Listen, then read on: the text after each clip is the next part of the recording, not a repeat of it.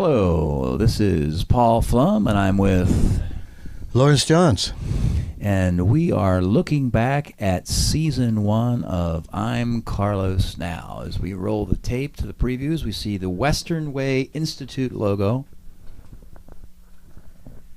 Presents. The first episode is the Smiley Introductions, which begins in Berkeley, California, and Frank and Tony win money at poker, and they end up driving a Jag to Mustang Ranch. And on the screen we have Arthur Matheson in present day on the left, and of course that's Texas Red on the right. He looks like he's a Giants fan. He's a Giants fan. He's kept his allegiances to the Bay Area.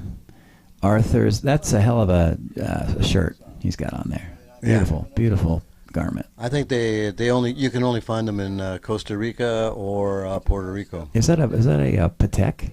Is that a Patek? That might be a Patek he's wearing. Yeah. So in this particular shot, in present day, Texas Red is saying he's fed up and wants to go into exile. He's fed up with the states, and that sort of parrots what he says in 1970. The same thing. So that sort of connects the two.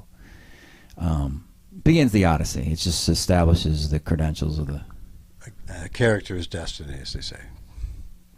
Moving into episode 2, we're going to draw focus to Carlos the Jackal. We are going through the previews here, so we're going to see these titles through all 13 episodes.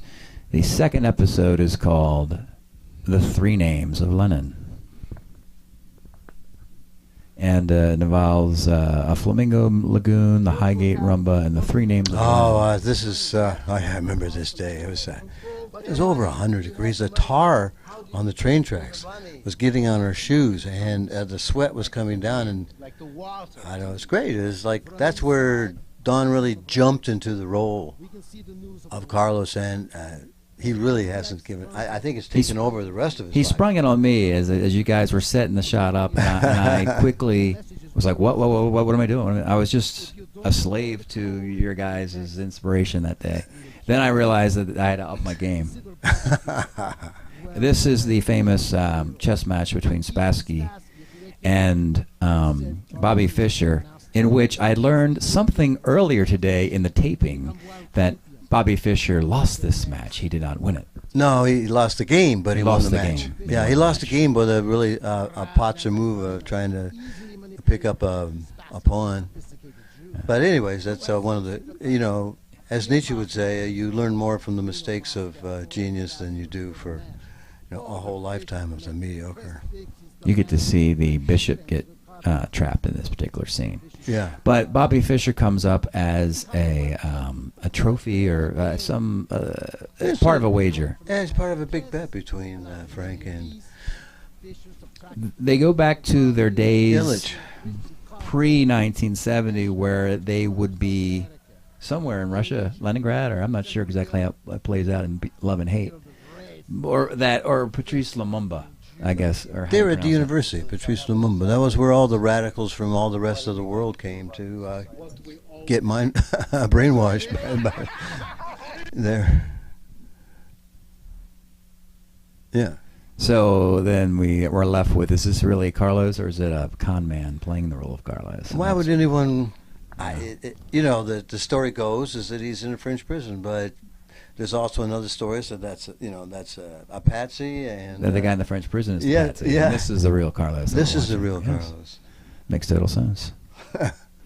So in the third episode, A Gentle Rocking Motion, Frank now is in Milan, meets Letizia, goes to Heidelberg with the logic of German girls in 2 hours, ends up in Cologne, Germany, with his good buddy Toby from Berkeley, and we explore A Gentle Rocking Motion, a reference to Aristippus. Well, that's where, yes, Toby saves Frank's life with some homeopathic remedy and genius.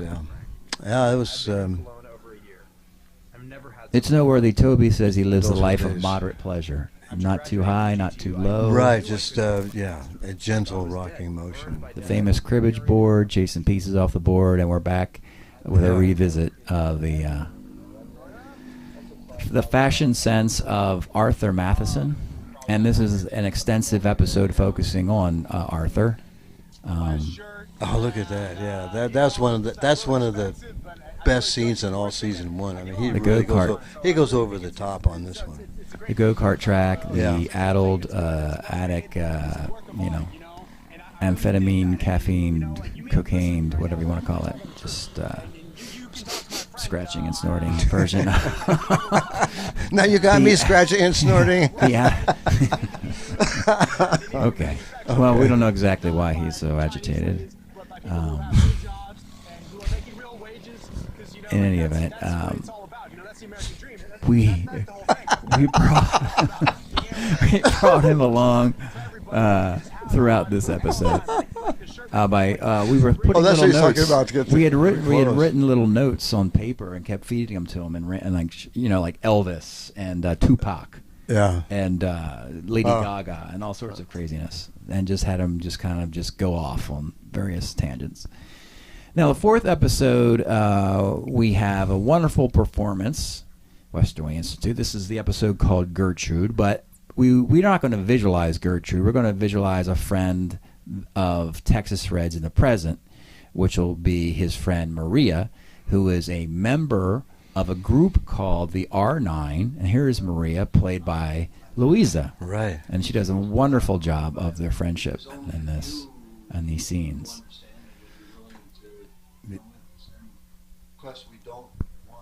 Going back quickly to the 70s, though, the Gertrude character was a rich woman from Cologne, and she traveled with Frank to France, India, Tibet, and Thailand in the poems Gertrude, the Piano, Red Flag Day, Near the Tibetan Border, and Green Tea. Here, Texas Red is talking about the experiences they've had as members of the R9. This shot, that's of the Lyon airport, and that's the Debussy piano intro, which has been muted at this point, but it's just an example of us using the Google Earth to visualize cities, to give a wider canvas of places that Frank will ramble onto. I mean, we're really early in the rambling, but by the 4th episode, he's left California, New York, London, Milan. It does seem rather random. Oh, those paper airplanes again. It does seem those are UFOs, I think, actually. Did you see those things? Run it back. They're Google.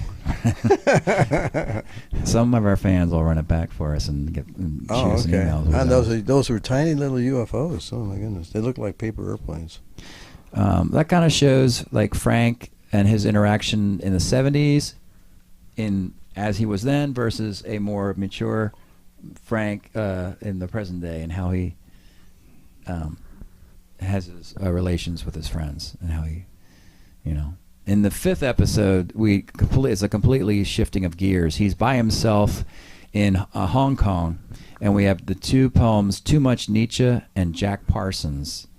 And here we see the turtle, Mr. Turtle. The appearance of the turtle, the ubiquitous, garrulous, enigmatic, all shell and no meat turtle.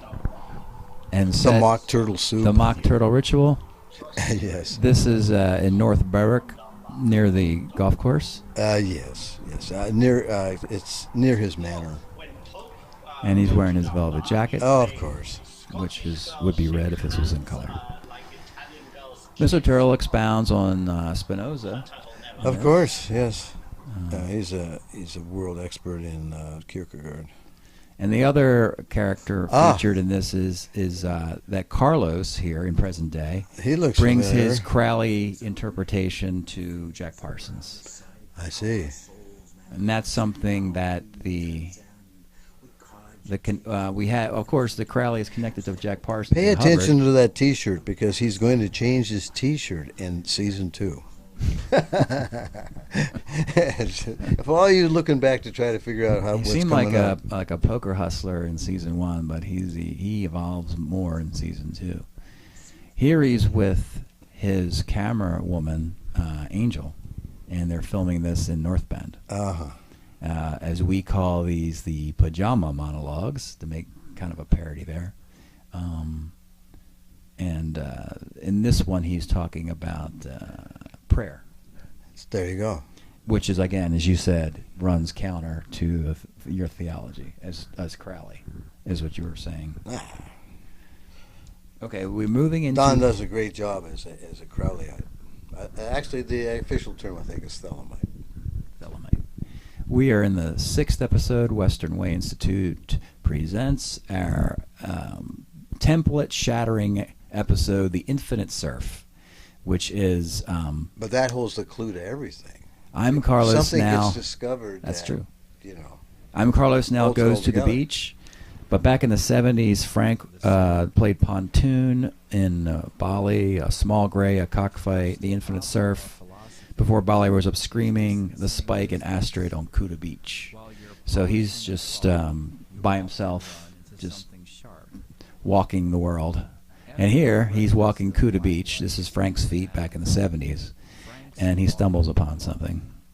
He stumbled upon a palm frond, I believe, and cut his foot. Right, in the original. In the yes. original. Yes, this is a complete distortion and corruption and improvement on the. It could very well be that he didn't step on a palm frond in the Spike poem. No, I think he actually stepped on That's what I something mean. we call the Tsar's nails. Exactly, the original had it wrong from the beginning. So he originally was the first one to step on the Tsar's nails That's in the 70s. And again, this would be a piece he would lose and get back and lose and get back and so Yeah, forth and so on. it's like a love letter passed between unknowing and unwitting Shakespearean characters.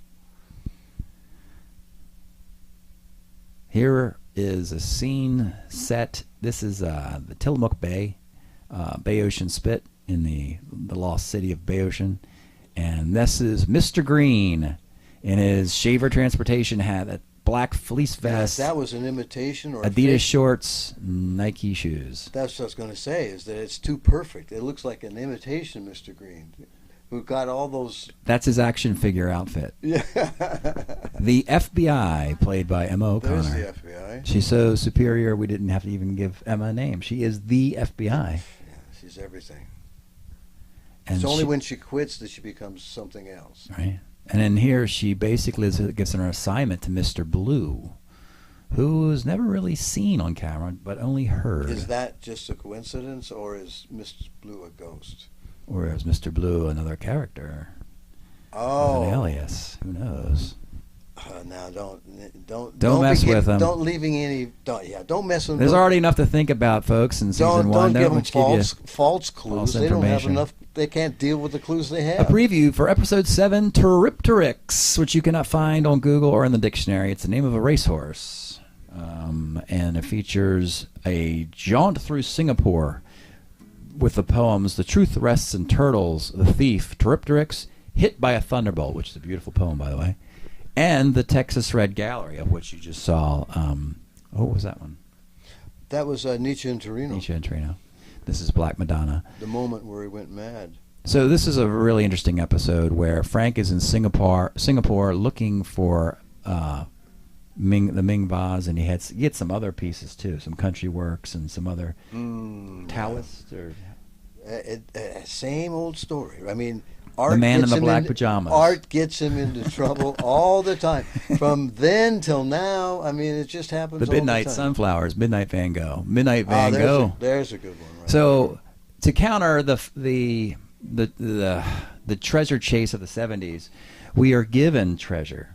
How about that? Texas Red returns the favor by painting these beautiful pieces of art in present day, and we show you them versus his chase. And of course, his art dealer then discusses their next strategy. And here he's talking about That's a good-looking jacket. with the TR logo on the look gentle at that rocking jacket. motion, the rocker, Aristippus I'm rocker. telling you, that's You get that on eBay. a good-looking jacket. Just $61,250. No low Bid ballers. now. No low No low ballers. balls. No low balls, please. We're looking at Mr. Green is a little too self-aware, and he's always looking for. There's self-awareness, And there's pure paranoia. and then there's paranoia, and he's convinced that there is a bomb or a bug in his car. Yeah, well, he's right on both counts because there is a bug. He just can't find it. He can't find the bug, and someone is stealing his notes. He records his conversations in the car, and someone's stealing the information, and he's concerned about that. We're moving into episode 8. I didn't get a chance to talk about Hit by a Thunderbolt, but that's an excellent poem. If you're reading the book Beyond Exile, there's a beautiful poem called Hit by a Thunderbolt, which is a second version of Frank's recurring dream. Okay, a preview for episode 8, Crack, referring to the crack in the Ming Bas. And here we have Merriweather, and that is a painting of Mr. Turtle. That's her painting of Turtle. Her painting of Turtle. Yes. That's the red velvet turtle shell. You see it? Did you see sort of the turtle's mom in the Yes, background? the smaller turtle in the background. Carlos, at this point, has managed to wrestle the trigger away from Frank and number 7, and he's kind of flaunting his, This scrolling is part of the language of Tony the Brit as he explains the 5 phases of the creation of the city of Athenopolis. Right. The same Tony the Brit from Athenopolis 1 and the same Tony the Brit from the movie Parator that we created. Yeah, we like to put some significant words in the mouths of minor characters. And Frank is in this episode is back in the United Kingdom. Crack. He takes his crack vase to the British Museum, and then he meets Tony at the Kensington Gardens. Here we see Mr. Green on the cold trail looking for Carlos, and he's actually at his sister's dock in Maryland. Oh, this is one of the highlights. Wonderful of the first scenes. Season. This is a one-take wonders. Oh yeah. No outtakes of Jasmine or Louisa because they were perfect on their first takes, so we don't have any extra footage of them. Yeah, they make us all look bad. Yep. If you want to get someone to do drama, you hire someone else to do it and don't do it yourself. So we hire them to do the Get a dramatic couple scenes. clowns trying to do drama. Yeah, we can't do drama. Let's hire people to do it for us. All right, the funniest episode we created, number 9. And next time you're in New York, thank you to Jeff Zagarola and Clarence for sending this footage from New York that they filmed at Marshall's, Hastings on Hudson, the Goodwill store, and Yeah, I can't think. I can't which city they were in. Yeah, that was hot. Here's I think the fly killer here. Is this the? Oh, this is It what might turns be. everybody off about the first season. They go like, "Oh, it was okay the first season," but that fly killer scene, I just was so disgusted, I turned it off. Mm-hmm. That's what they all say. Right. Though, again, he's in the kitchen. And in the 70s, it's next time in New York. A trip down the East Coast to Alabama with 13 Steps to Hell. Frank goes to Mexico, underwater, Blues to the Moon, and La Paz. This is him romping with Letizia in the 70s, and Frank is entertaining his young friend Angel as a counter to the present. Wonderful shot of Arthur Matheson next to the train track here with the New York Giants jersey on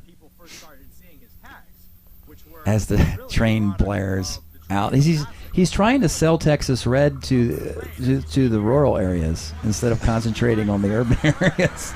No, he was saying that was that's the train. how you get the That's how he got to tag. He couldn't tag Texas Red. Couldn't tag it in town, so he had to go up river and tag him up river, and then they went into town.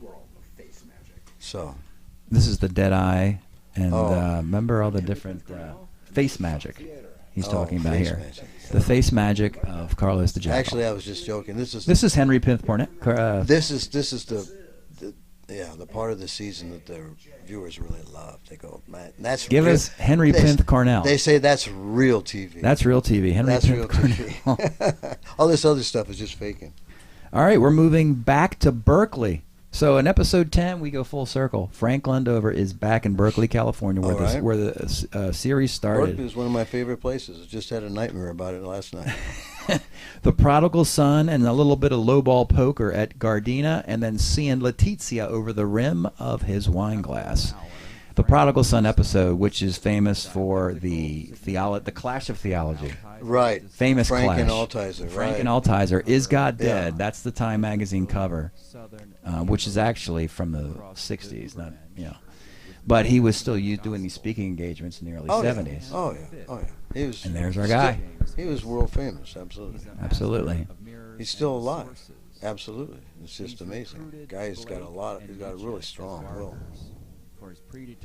And the two got into a rant. And we got Hegel, Nietzsche. The two go in a rant at a biology lecture hall at UCLA. As Frank talks, Kabbalist, Gnostic, Satanist. Yeah, you're trying to do theology without faith. I mean, of course I am. Trying to do theology without faith and bourbon, mixing the two is probably deadly. Oh no, even more deadly is no bourbon. That's the deadliest. Beware the philosopher who drinks water. They also beware that the Crowley influence here runs contrary to the theology. Here is our friend Steve. Oh yes, talking about the trips they take. Right, the co-founder of the Portland Alien Museum. Mm-hmm. They got the two co-founders together talking about the future. And his vision of a world where he could hear every blade of grass. Well, it's not a vision, that was an experience. Yeah, he was walking through this whole meadow, and every blade of grass, everything alive was singing to him. That's great. Mr. Green on the phone trying to get the cold case of Carlos the Jackal heated up slightly. Doesn't quite work out for him. He's still stammering around.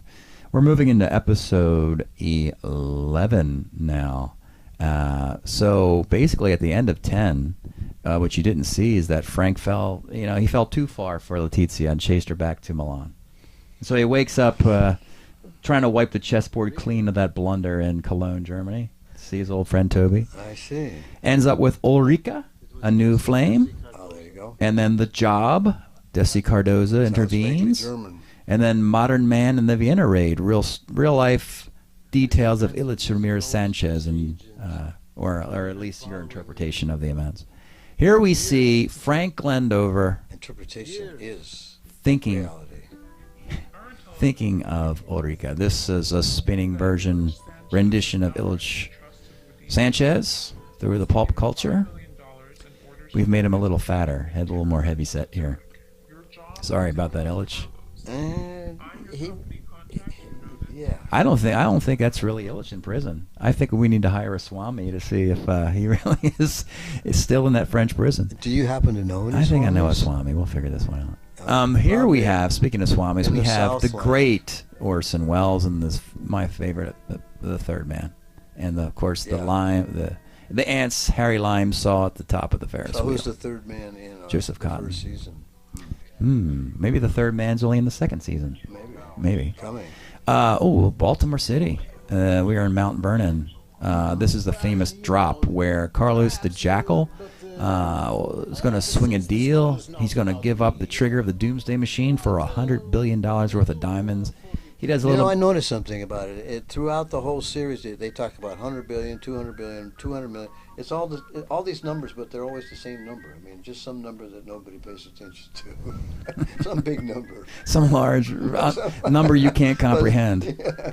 And that was Texas Red with some of more of the Czar's nails in front of the Planet Bid spinning. That was with Dick Hyman. And that was like one of the funniest pieces yes, you've ever put the together. opening of that episode, really funny. 11. You got to see the Dick Hyman tribute in the poem "Under Paris Skies," his song from the record "The Man from Oregon" by Dick Hyman. All right, number 12, Jose Altagracia Ramirez Navas, the father of Ilich Ramirez Sanchez, Carlos the Jackal. Right. Oh boy, black and white. We've got the ferns of the Twin Tower with Texas red paintings, and we've got was that Freud, I believe. That's All sorts of red herrings. Red Freud's. Red Freuds. Okay, so the European backwards car Saab, mimicking the drive. Baz. That's backwards. In the 70s, Carlos and Frank drove La Autostrada to La Spezia for a chess tournament. That's right. And in this shot, we have Carlos driving in present day. Here he's solving the riddle of the Nietzsche Black Madonna Van Gogh. And that Probably the most, this is probably 12 is the most popular episode, I think. Yeah. A special tribute to Fellini in this episode. Yeah, definitely. This leads Carlos to the Twin Towers by decoding those photographs of the theologians. Now, that is the trigger of the Doomsday Machine. Are those the same? Those are the same dreadful black gloves worn by Carlos because he cannot touch the dark magic. But those gloves are foul. They stink. Smell. They smell like dead. They're Undertaker's gloves, right? Very disgusted, Frank Lendover, explaining all the flaws of Carlos the Jackal in this scene. Oh, you can't trust him and so forth. So he ran away with my Marjorie. He faked killing his own father to get him to feel guilty that he didn't, et cetera, et cetera, et cetera. He faked the fulminated mercury. Yeah, that was a fake too. Yeah. Okay. Oh, another chess tournament. Okay. Again. But where does Frank end up? A brothel. Those were the days. He ends up with Mama Udoni and the sailor's friend. Ooh. All the chess that we learned. Watch out for the sailor's friend. Isn't it interesting with all the chess we learned, we still ended up in brothels? It's it goes together. The two. No, it goes together. They go together. Yeah. We have the Black Madonna in that one. We have Hegel here. Yeah. And these were just kind of like trying to solve the puzzle of you align the photographs and you see the Twin Towers is what happens. Wow. Okay. Now we get into the final chapter. Oh, this is the grand finale. The New Babylon Working. Oh, that's intense. Yes. That's the third rendition, because we have Edmund Kelly, Joseph, John D. Does the gun really hit the sand? John D. Right. John D. and Kelly. Then we have Parsons and L. Ron Hubbard. And then we have Frank and Carlos. It's the eternal recurrence. And then we have Frank and Carlos trying again, a second time. Okay. 40 years apart. At this point now, it seems that. Numbers 7, I'm screwing up there. Mr. Green here. Mr. Green getting ahead of yourself, are you, Mr. 7? I am. Mr. Green is looking for Desi Cardoza, the big fake. And we will get to know Desi Cardoza She's well. quite mysterious in season 1. She's the dark lady in the poems. She is the femme fatale. The femme fatale. Hey, where's the tiki pit? This is a What tiki pit? This is a cameo of The Shack. Yeah. The most important studio in recent history. Including the New Babylon Working happens here as well. Yep. So he has spotted something very unusual. As a gumshoe, he has to be unrecognizable. Why is he hiding, though? I mean, why doesn't he just say, hey, what are you doing? Well, there's more intrigue. Oh. As now we have this sort of like where everybody ends up at the OK Corral here. Right. There's Arthur watching.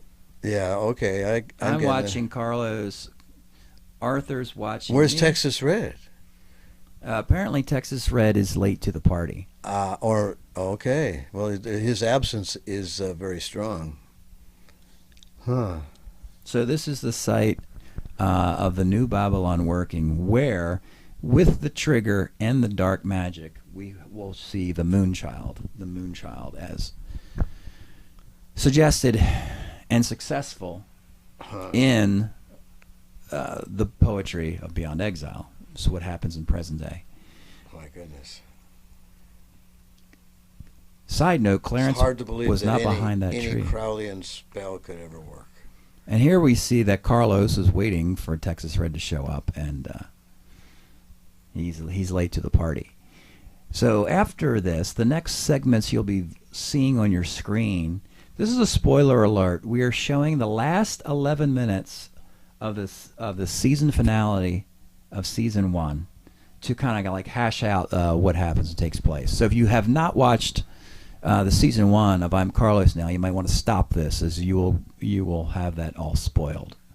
So this is sort of, I guess you call it the Dane and Juan, perhaps, or where does the 4 main characters end up? And we see a new site and some new actors. This is my friend Lisa Jeffers. Lisa was in town visiting, and I said, boy, I could really use some new actors. And you want to help us out? She just walked in the door. Walked into the door, said, sign me up. Sign up a release. I don't know about all that. Anyway, but Cyrus. The Swami would think of that. The Swami, yes, he would take care of all that.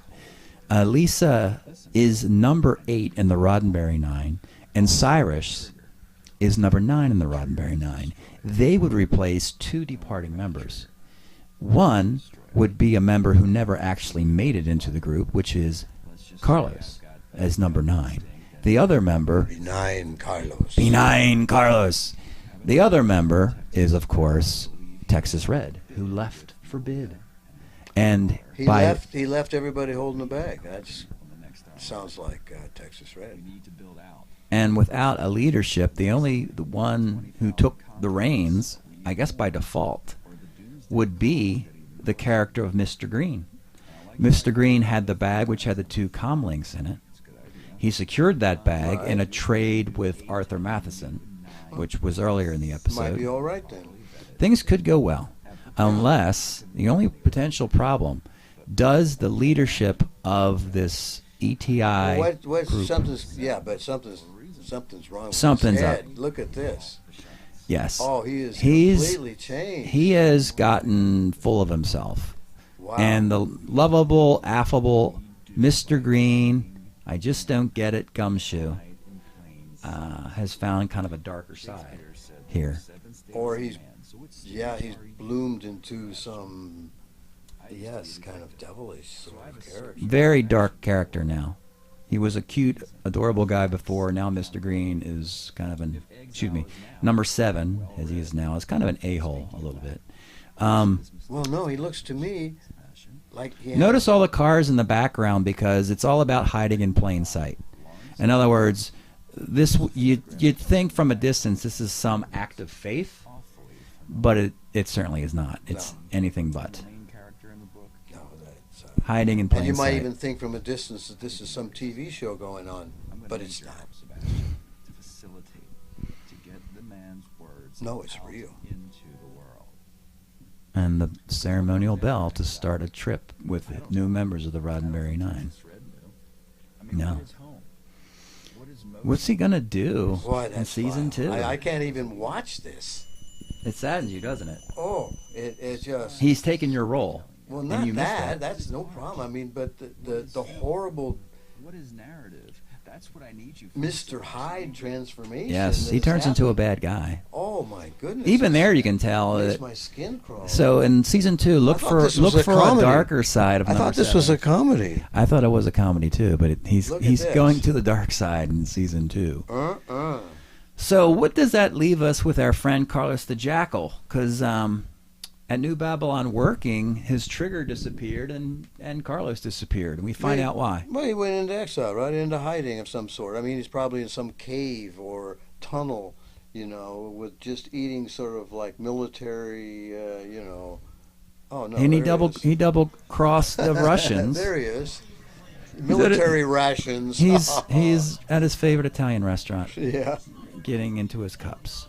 Yeah. But I mean, this is sort of, you can see how grainy the footage is, and he's saying, because he has to go running back out to the cave. He's dining at the best Italian restaurant in town, but he doesn't want He has to hide because he has $100 billion worth of diamonds, and they are after him. Well, there's another one of those big numbers that just get thrown out at random.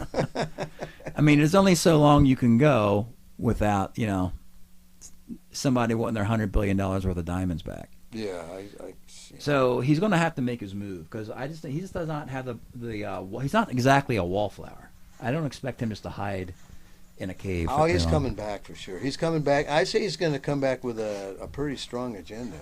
Do you see that bobcat footprint? So he's way out in the sticks here. That's not a bobcat. It's a cougar. Cougar? Yeah. Oh, jeez. Yeah, cougar. Would a cougar kill a bobcat? Cougar killed a bicyclist right there on that bridge. Oh, jeez. And this is not a form of hiding in plain sight. This is his own. Ah, this is his little den of iniquity. This is where he. But you see a conflict between the idea of number 7 and Carlos. So I could never imagine the two would combine ideology. Well, maybe it's yeah. Is that a paradox or? It's, Oh, look who this is. We have seen. Here is Arthur Matheson. So no.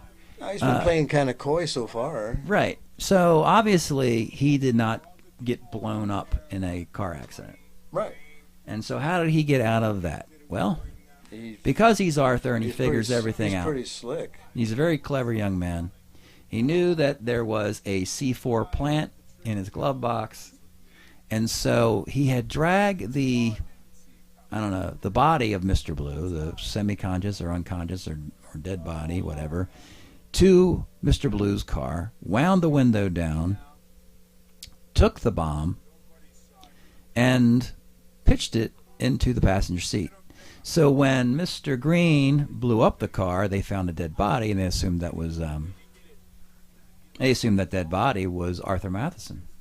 But it could very well be that there was no explosion at all. That could all have been in Mr. Green's mind. So we're not really sure about that. You know, it's very difficult for me to even think about what's going on in Mr. Green's mind. Really. So Arthur Matheson takes the trigger. This is where he says, "I'm Carlos now." Right. Right. Because he takes the trigger out of the Buick, and Mr. Green doesn't consider trying to find him because he assumed he blew him up, and of course he didn't. So he has the trigger of the Doomsday Machine, and he is basically the Carlos now. He's Carlos now. As a different people get to play the role of Carlos. Or just, maybe that's another disguise. I don't know. It almost sounds like it's more of a challenge than a statement. Yes. Like, can I be Carlos? Or like, what are you going to do about it? What are you going to do about Carlos now? Kind of thing. Can I be Carlos now? No, I don't think it's that. Is it all right if I am Carlos Prove now? I'm not. Prove I'm not Carlos now. Here we see the FBI split. Split into two. Looks like she's going into a time machine. Two places at once. Mm-hmm. As we saw earlier, right. The trip to bid was this whitish background. Uh-huh. So is she also taking the trip, or is she simply splitting into a new life, or not? Who knows? We'll watch. That's coming up in season 2 as well. Season 1 ends and season 2 begins in a very similar look. There you are. Which is our actress Emma O'Connor walking in the streets of New York. Yeah. There you go. And what is she going to be up to?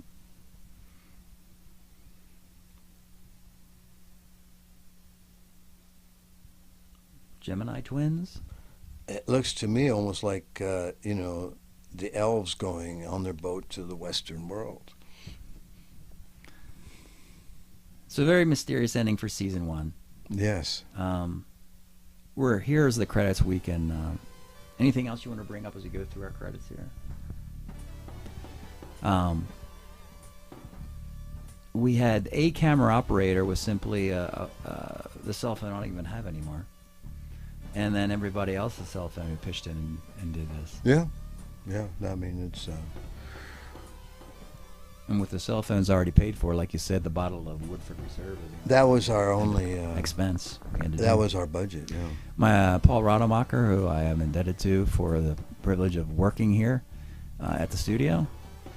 Additional musical clips for the final episode.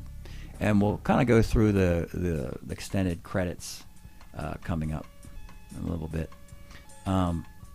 We had wonderful support from all our actors who just knocked it out of the park in one take. Nailed it.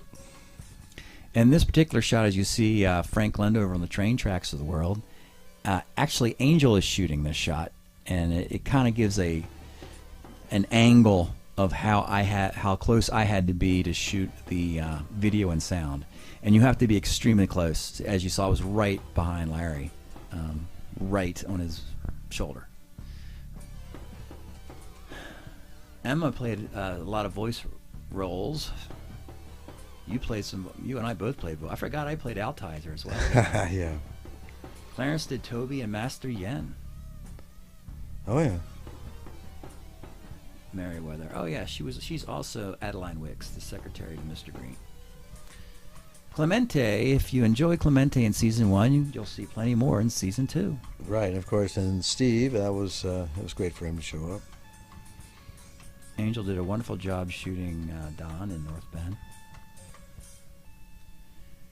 And this shot you're seeing in the background with the Playboy hat, Arthur with the Playboy hat, that movie poster with the Russian letters. And here, of course, he shows his trophy. He has the Trigger the Doomsday Machine, and he just decides he wants to hang it up as a trophy on this African mask. That jewelry is made by David Conroy in Baltimore, Maryland. It's called Elitist Jewelry, and you can get it on Etsy. Here's our disclaimer. Fellow artists, if we have taken anything of value, please let us know, and we will give it right back. And but we don't say when. We don't say when, and we will pull out your copyright material and replace it with something better. I couldn't have said it any better myself. Yes. And that's it for I'm Carlos Now, looking back at season 1. I'm Paul Flum and Lawrence Johns, and we'll see you in season 2.